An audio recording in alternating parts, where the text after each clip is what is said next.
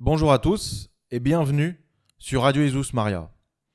Nous allons voir dans cette série de vidéos intitulée « La mission divine de la France » quel est le rôle particulier que Dieu a assigné à la France.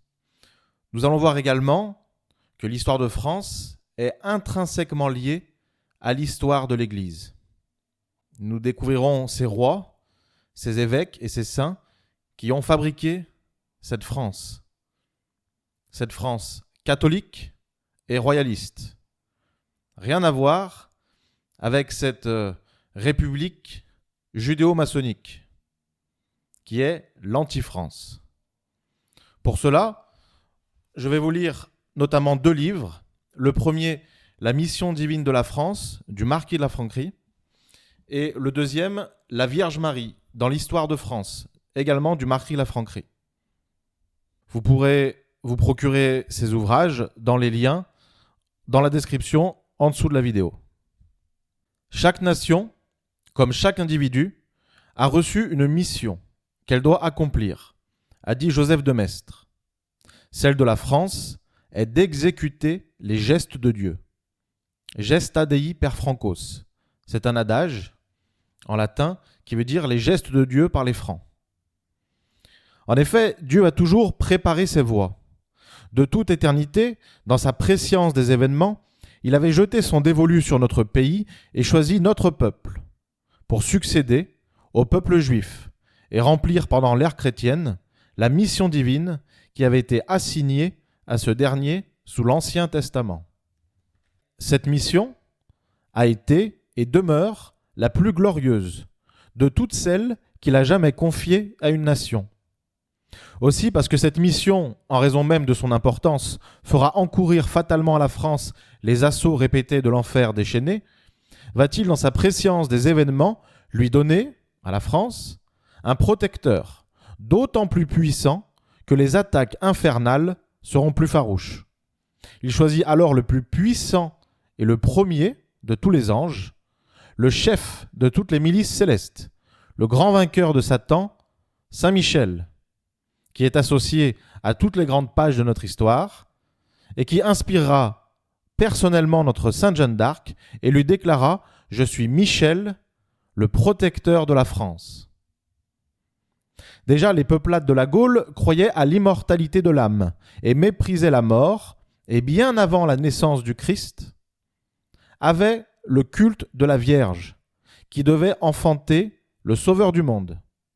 Culte que Notre-Dame de Chartres a continué en le christianisant.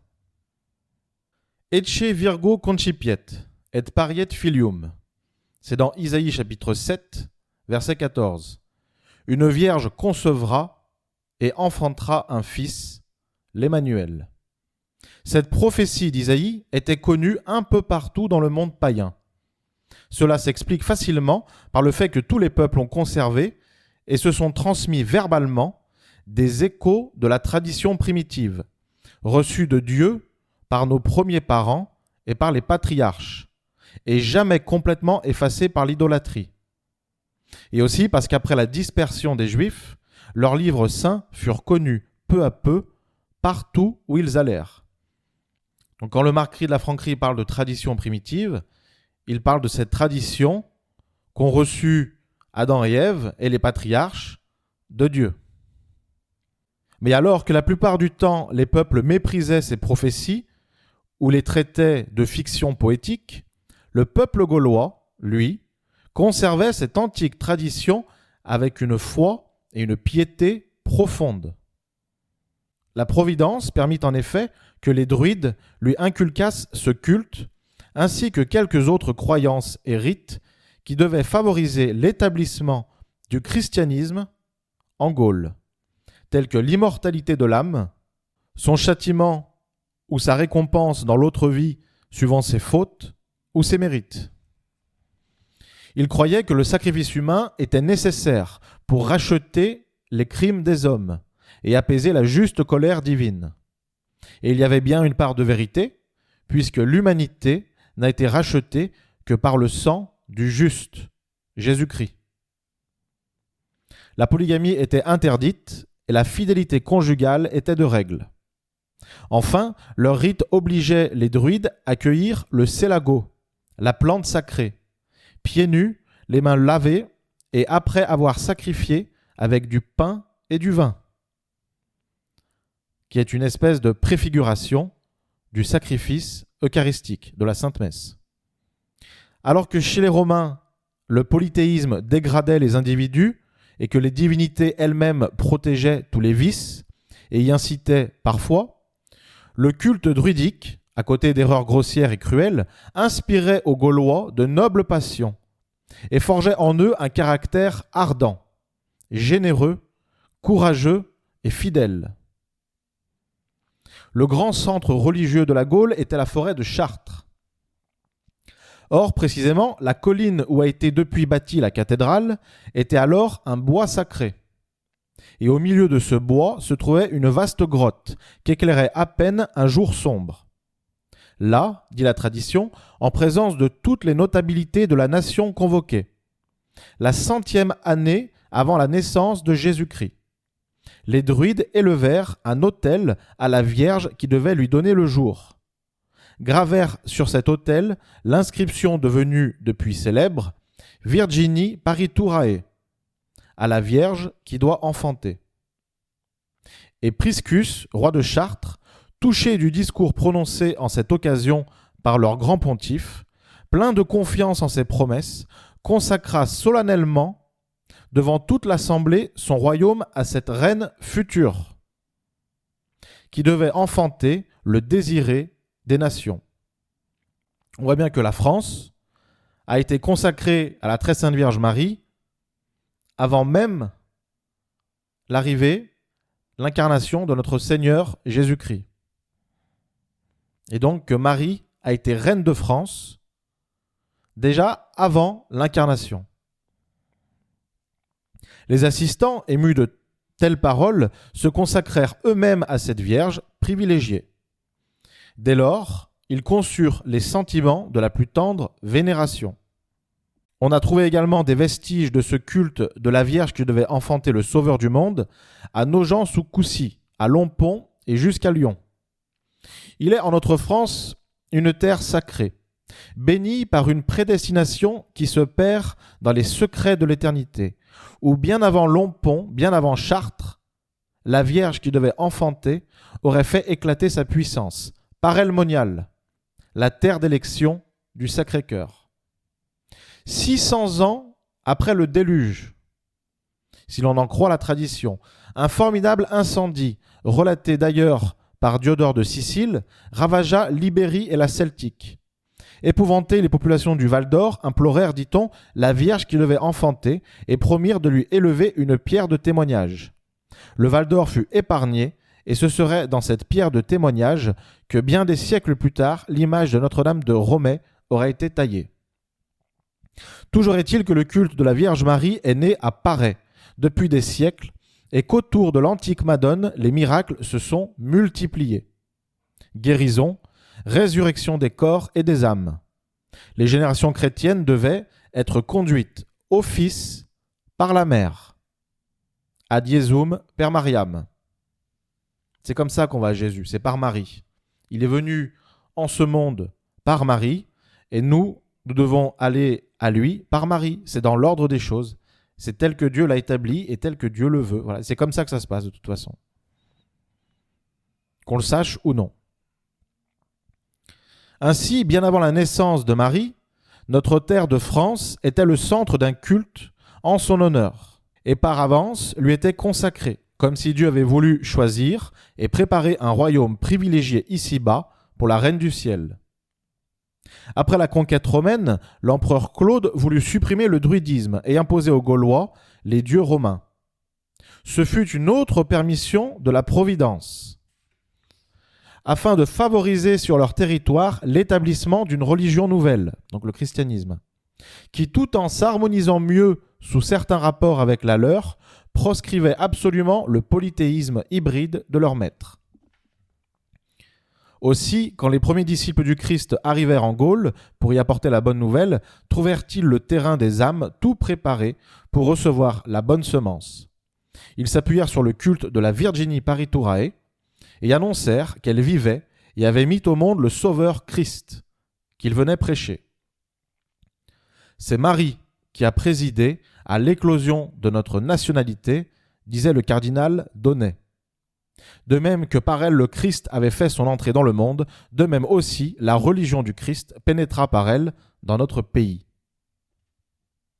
Dans la lutte engagée entre Vercingétorix et César, 50 ans avant l'avènement du christianisme, ne peut-on voir encore l'un des signes de prédestination de notre pays, dont le jeune chef inflige à Rome, c'est-à-dire au paganisme officiel, la sanglante défaite de Gergovie. Éphémère victoire, sans doute, puisque l'héroïque chef gaulois est vaincu en définitive, et que magnanimement pour sauver son peuple des représailles romaines, il s'offre en holocauste. Est traîné en esclave derrière le char de César et est égorgé à Rome, dans cette prison Mamertime, où un siècle plus tard, le premier vicaire du Christ, Saint Pierre, sera crucifié. Autre marque de la prédestination de notre pays, le seul être qui ait volontairement apporté un soulagement matériel au divin maître au secours de sa passion, Véronique, était une Gauloise, originaire de Bazas, donc celle qui a apporté le linge à Jésus-Christ lors de sa passion, où la sainte face de notre Seigneur s'est imprimée sur ce linge. Le premier converti du Sacré-Cœur, qui fut aussi le premier à oser proclamer la divinité du Sauveur, fut Longin. C'est celui qui transperça avec une lance le Sacré-Cœur de Jésus. Eh bien, lui aussi, Longin, était gaulois. N'est-il pas logique, puisque notre patrie a une mission divine à remplir, que Dieu ait voulu que ce soit une femme de chez nous qui transmit au monde entier l'image de sa sainte face, et qu'un soldat de notre pays ouvrit son cœur adorable, d'où devaient jaillir tous les trésors de grâce, d'amour et de résurrection, qui depuis lors ne cessent d'embraser les âmes droites et qui doivent les irradier davantage encore à l'approche des derniers temps. Ajoutons encore qu'en mourant, notre Seigneur regardait du côté de l'Occident, et que le jour de son ascension glorieuse en montant au ciel, son regard se portait toujours du même côté, comme s'il avait voulu unir dans un même geste d'amour suprême Rome et notre France, son Église et son royaume de prédilection. Pour cela, vous pouvez voir les recherches de saint Ignace de Loyola par les bollandistes. Enfin, les premiers évangélistes qui apportent à la Gaule la bonne nouvelle sont Madeleine, Marthe et Lazare. Lazare, image de la résurrection de la France. Madeleine, la grande pécheresse, met l'âme au grand repentir et au grand amour, qui symbolise à l'avance notre France pécheresse d'aujourd'hui et notre France repentante et amoureuse de demain. Madeleine, que le Christ a sauvée d'un regard et pour laquelle il eut une toute particulière et tendre affection. En donnant à notre pays ses amis de dilection, le Sauveur, pour la première fois, lui donnait son cœur. De son côté, la Vierge Immaculée voulut également manifester avec éclat l'amour dont son cœur débordait pour notre pays. À ses amis de dilection, donc c'est-à-dire de préférence, que son Fils envoie en Gaule, elle confie ce qu'elle a de plus sacré au monde, le corps de sa mère, Sainte Anne. Donc le corps de la grand-mère maternelle de notre Seigneur Jésus-Christ, pour qu'il le dépose dans notre sol, pour bien montrer qu'elle considérait que notre peuple était plus capable qu'aucun autre de la remplacer sur terre, pour entourer cette tombe si chère de respect, de vénération et d'amour. Donc le corps de la grand-mère maternelle de notre Seigneur Jésus-Christ, de Dieu, repose en France. Est-ce que ce n'est pas un signe de prédestination de la France? Est-ce que ce n'est pas là un signe d'un amour particulier de Dieu pour la France? Revenons à ces premiers évangélistes qui sont apparus en terre de France. Les premiers témoignages de la munificence de Marie envers notre pays sont antérieurs à la royauté française, puisqu'ils remontent à l'ère évangélique. Ne pouvant venir elle-même, elle se hâta d'envoyer des apôtres, donc la très sainte Vierge Marie. Elle se hâta d'envoyer des apôtres à nos aïeux pour leur annoncer l'arrivée de l'heure de la rédemption, si ardemment attendue, et les initier à son amour en même temps qu'à celui de Jésus. Leur députaient les plus éminents et les plus chers disciples du Sauveur, tous les membres de la famille privilégiée de Béthanie, où elle avait ainsi que son divin Fils reçu la plus aimable et la plus respectueuse hospitalité. Lazare, sur la tombe duquel il avait pleuré au moment même où, pour l'arracher des bras de la mort, il allait trahir sa divinité en opérant le plus saisissant de tous les miracles. Lazare, préfiguration de la résurrection de la France. Donc le Lazare qui a été ressuscité par notre Seigneur, où c'est écrit dans la Sainte Bible, est venu en France. Ensuite, Marthe et Madeleine. Madeleine, la grande pécheresse, mais l'âme au grand repentir et au grand amour. Donc qui est, comme je l'ai dit, à l'avance l'image de notre France pécheresse d'aujourd'hui, repentante et amoureuse de demain.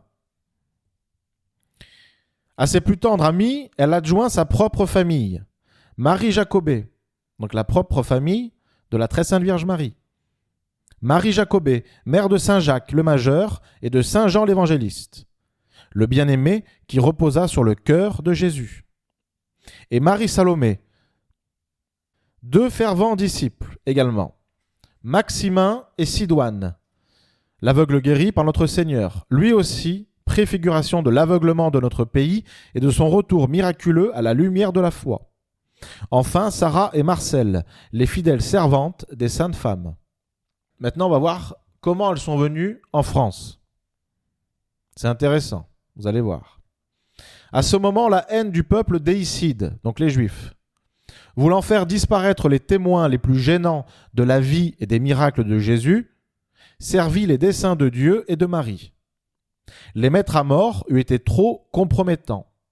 On se contenta de les embarquer sur un petit navire, sans voile, sans rame, sans pilote, sans provision de bouche, et de les exposer ainsi soit à un naufrage certain, soit à la mort angoissante de la faim. Mais les Juifs comptaient sans la Vierge. Marie, la douce étoile des mers, les guida, les fit aborder sur les rives de la France, où ils élevèrent de suite un autel à Jésus-Christ, sous le nom et l'invocation de sa sainte mère, de la Vierge encore vivante, Virginie Viventi. Donc on voit comment les premiers chrétiens sont venus en France, dans cette barque, sans rame, sans voile, sans pilote, sans nourriture, de Palestine. Donc on voit bien que c'est miraculeux. Et ils sont arrivés à ce qu'on appelle les Saintes Maries de la Mer. On appelle les Saintes Maries de la Mer ainsi, vu qu'il y avait plusieurs Maries à bord de ce petit navire. C'est là que va être plantée la première croix. Là que va être célébrée la première messe sur la terre des Gaules. C'est de là que va partir l'étincelle qui portera la lumière de l'Évangile à la Provence. Donc à la Provence d'abord, et ensuite au reste de la France. En même temps, jaillit miraculeusement une source d'eau douce, comme pour inviter les Saintes Maries à fixer leur demeure en ce lieu. Les saintes proscrites se séparèrent bientôt, après avoir construit et dédié à la Mère de Dieu un modeste oratoire, qui fut probablement le premier temple chrétien élevé sur la terre des Gaules. Sainte Marthe va évangéliser la région de Tarascon et Avignon. Lazare, Marie-Madeleine, Maximin et Sidoine prennent la route de Marseille. De Marseille, Maximin et Sidoine montent à Aix, où ils établissent le siège épiscopal, qu'ils occupent l'un après l'autre. Madeleine reste quelque temps à Marseille avec son frère Lazare, qui devient le premier évêque de cette ville et qui y meurt martyr.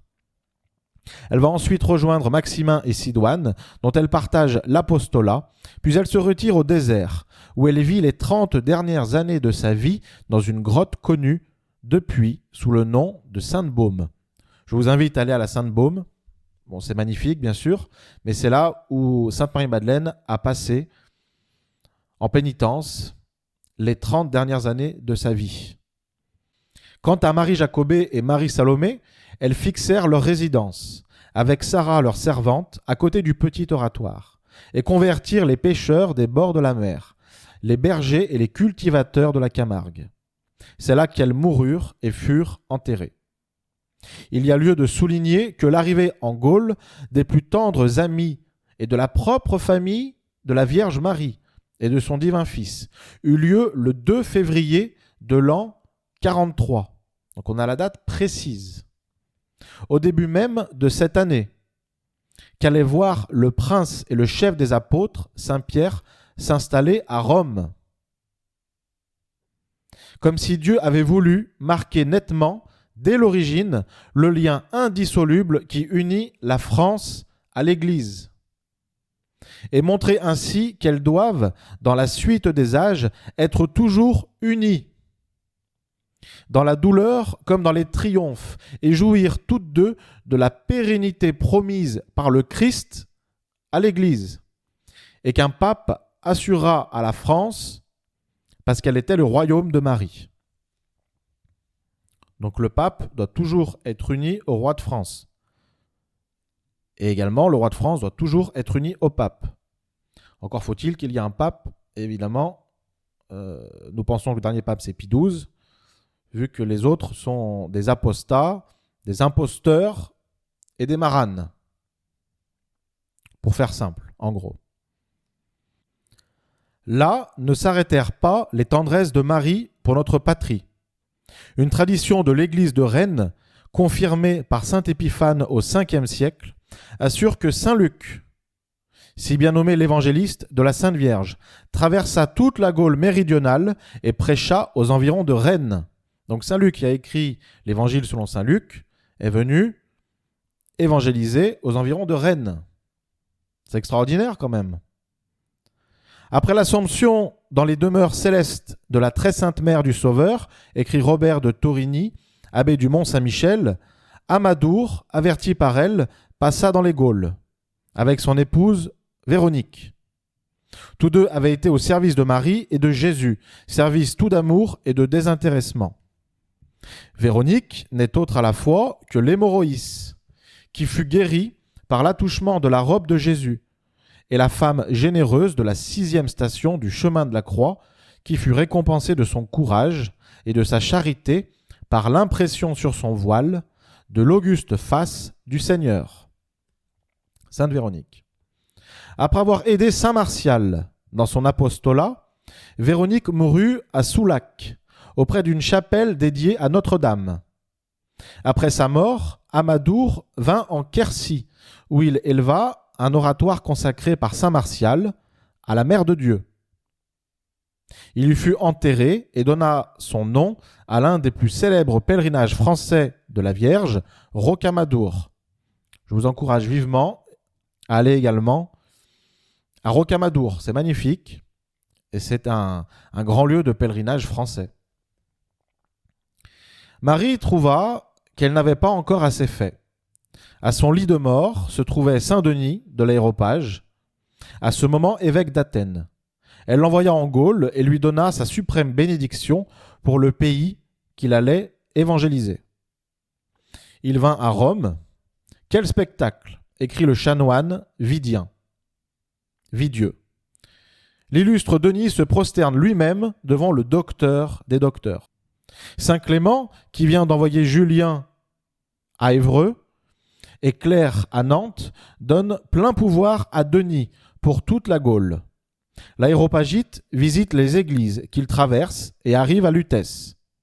Il s'y installe et y érige un oratoire sous le vocable de Notre-Dame-des-Champs.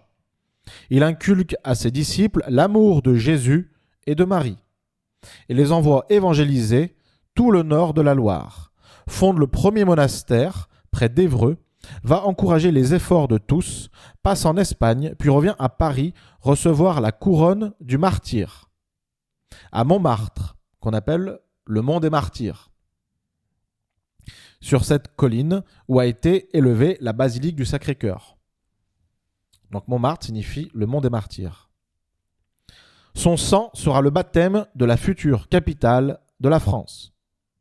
Enfin, pour mettre le comble à ses tendresses, Marie voulut confier à notre sol le corps de sainte Anne, sa mère bien-aimée, et le remit aux Sainte Marie lors de leur départ en Palestine. À leur arrivée en Gaule, saint Hospice en devint le gardien et emmena l'insigne relique, précieuse entre toutes, à Apt, où avant son martyre, il la cacha dans un souterrain découvert par Charlemagne à Pâques 792. Ainsi, non seulement le Christ et Marie envoyèrent à notre pays les membres de leur famille et leurs amis les plus chers pour l'évangéliser et lui porter le meilleur de leur cœur, mais pour consacrer le culte dû aux morts, ils voulurent que le corps de sainte Anne y reposât, confiant ainsi à notre terre de France comme étant la plus digne de le recevoir, ce qu'ils avaient de plus cher au monde, dans leur affection intime, le corps de la mère de la très sainte Vierge, afin que ces restes sacrés fussent entourés du respect et de la vénération du peuple qui était le plus capable de les remplacer dans l'accomplissement de ce devoir, et qu'ils avaient élu pour être leur royaume de prédilection. Quel pays compta à lui seul tant de faveurs divines et mariales à l'origine de son évangélisation? Aucun. Ô miséricordieuse délicatesse de la Providence, s'écrie Monseigneur Rumeau, c'est ainsi que le ciel préludait à la mission de la France et posait les bases de sa prédestination. Revenons à présent à Saint-Denis.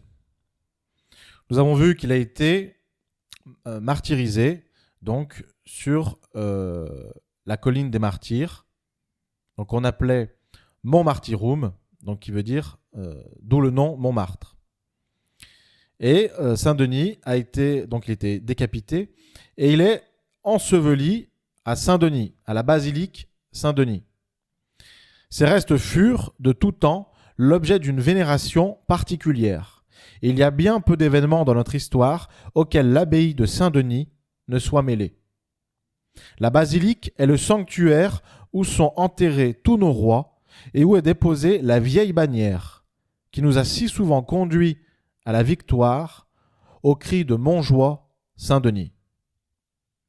Aussi n'est-on pas surpris de voir un Allemand, l'auteur de la mystique divine, magique et diabolique, s'écrier « Détruisez la basilique de Saint-Denis, dispersez au vent les ossements de leur roi. Abattez, réduisez en cendres cette basilique de Reims, où fut sacré Clodovic, Clovis, où prit naissance l'empire des Francs, faux frère des nobles germains.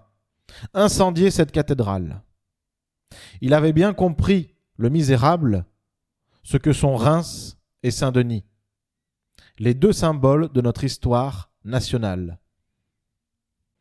Il ne faisait, il est vrai, que continuer les traditions sauvages de sa race. Déjà au début des invasions barbares, le général romain Cerialis disait très justement aux Gaulois, je cite, « Les mêmes motifs de passer en Gaule subsistent toujours pour les Germains. L'amour des plaisirs, celui de l'argent et le désir de changer de lieu. On les verra toujours quittant leur solitude et leur marécage se jeter sur les Gaules si fertiles, pour asservir vos champs et vos personnes. » Fin de citation. Cerialis avait dit vrai. Pendant plusieurs siècles, les tribus germaniques ne cessèrent de ravager la Gaule. C'était le temps où nos évêques prenaient la tête de la résistance aux envahisseurs et méritèrent de s'appeler les défenseurs de la cité. Le temps où les monastères étaient les refuges de la civilisation et où les moines défrichaient non seulement le sol de notre France, mais son âme, et y semaient à profusion toutes les vertus qui devaient y germer, en une éclosion magnifique et nulle part égalée. Comment ne pas citer Saint Martin, le grand apôtre de nos campagnes et le fondateur de Ligugé, l'abbaye de Ligugé. Déjà à cette époque, la foi rayonnait de la Gaule sur les autres pays. Saint Patrick, qui convertit l'Irlande, n'était-il pas un disciple de l'évêque de Tours, Saint Martin ? Au milieu du 5e siècle, pour châtier le monde tombé dans l'arianisme, Dieu permit qu'Attila ravageât avec ses Huns les peuples hérétiques. Redoutable par son génie et par sa cruauté, il mit tout à feu et à sang sur son passage, égorgeant les populations terrifiées. Quand le châtiment eut été assez grand, Dieu suscita alors un autre chef pour vaincre celui qui s'appelait justement le fléau de Dieu et sauver son Église, Mérové, le roi des Francs. Mérové était païen, mais il avait l'âme généreuse et le cœur droit. Il souffrait de voir les tortures des populations chrétiennes et résolut d'arrêter l'envahisseur. Il le rencontra au champ catalonique, non loin de Reims, où son petit-fils Clovis devait être baptisé et sacré. Il tailla en pièces les Huns, qui s'enfuirent de l'autre côté du Rhin, laissant au vainqueur un immense butin. Mérové avait sauvé le monde chrétien et magnifiquement inauguré les gestes de Dieu par les Francs. Gesta Dei per Francos. Aussi Dieu permit-il qu'il donnât son nom à la première branche de nos rois. Comme s'il voulait que notre pays ne fût étranger à aucun des grands événements chrétiens, Dieu permit qu'il fût mêlé au triomphe de l'Église sur l'Empire romain. L'homme choisi par le Christ pour être le sauveur de la chrétienté fut Constantin, l'empereur des Gaules. Et c'est sur notre sol, à la tête de ces légions, composées en partie d'hommes de chez nous, que la croix lumineuse dans le ciel lui apparut avec cette fulgurante promesse de victoire, Inoc signo vinces, avec ce signe tu vaincras, et qu'il se convertit. Et la tradition bourguignonne place l'apparition de la croix dans la région de Paray-le-Monial. D'autres disent que ce fut lorsqu'il traversait les Alpes. Quand le temps fut arrivé, que l'Empire romain devait tomber en Occident, Dieu, qui livra aux barbares une si belle partie de cet empire, et celle où était Rome, devenu le chef de la religion, destina à la France des rois qui devaient être les défenseurs de l'Église. Pour les convertir à la foi, avec toute la belliqueuse nation des Francs, il suscita un Saint Rémy, homme apostolique, par lequel il renouvela tous les miracles qu'on avait vus éclater dans la fondation des plus célèbres églises, comme le remarque Saint Rémy lui-même dans son testament. Je cite Bossuet, « Ce grand saint, donc Saint Rémy, et ce nouveau Samuel, appelé pour sacrer les rois, sacra ceux de France en la personne de Clovis, comme il dit lui-même, pour être les perpétuels défenseurs de l'Église et des pauvres, qui est le plus digne objet de la royauté, Il les bénit et leurs successeurs, qu'il appelle toujours ses enfants, et priait Dieu nuit et jour, qu'ils persévérassent dans la foi. Prière exaucée de Dieu avec une prérogative bien particulière, puisque la France est le seul royaume de la chrétienté qui n'a jamais vu sur le trône que des rois, enfants de l'Église. » Le savant cardinal Baronius écrit dans ses Annales ecclésiastiques « À la chute de l'Empire d'Occident, 3 races de barbares occupaient les Gaules, les Goths, les Burgondes et les Francs. Tout marchant à la dérive, la divine providence destina à survivre et à s'épanouir dans les âges futurs, le seul de ces peuples où devait s'épanouir aussi, au plus haut degré, le culte de la piété, de cette piété dont Childéric fut la fleur et Clovis le fruit.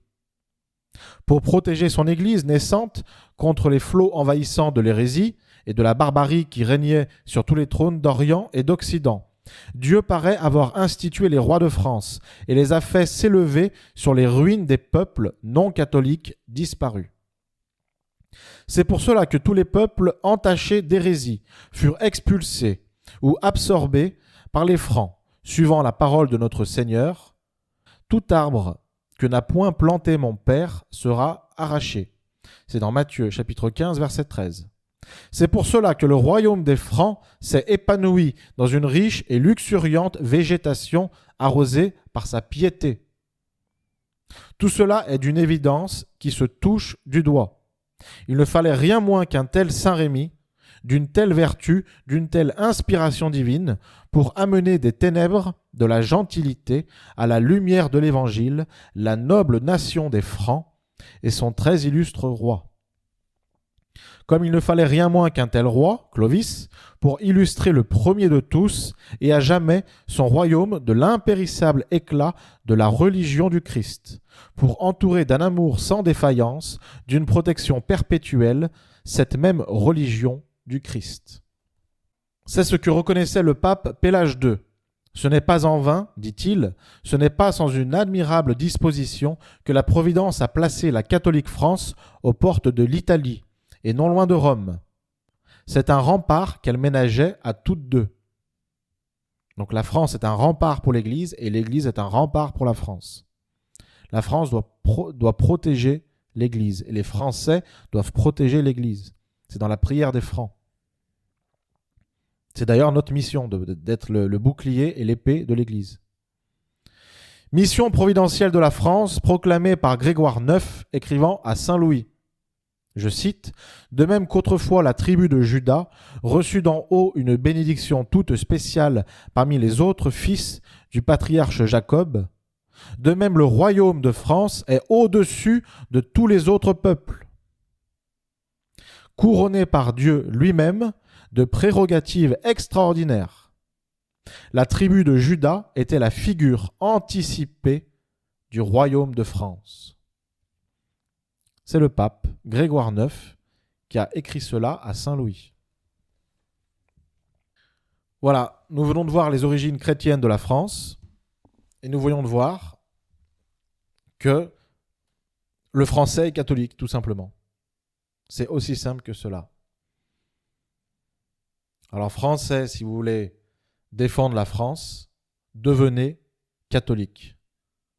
Le français est catholique et royaliste.